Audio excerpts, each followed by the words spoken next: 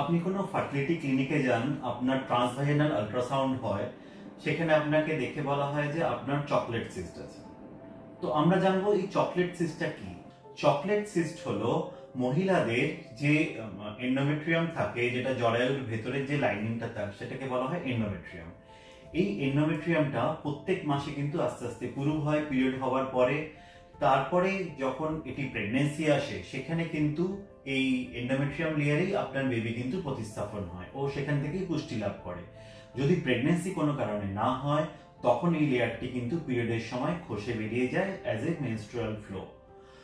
যখন এই ধরনের টিস্যু আপনার ওভারি বা ডিম্বাশয়ে থাকে, তখন সেখানে প্রত্যেক মাসে পিরিয়ডের সময় আপনার কিন্তু সেখানে ব্লিডিং হতে থাকে, এবং ওভারিতে যেহেতু কোনো আউটফ্লো নেই, আউটট্র্যাক নেই, তো সেখানে কিন্তু এই ব্লিডিংটা জমতে থাকে মাসের পর মাস, ও সেখানে গাঢ় চকলেট কালারের ফ্লুইড হয়।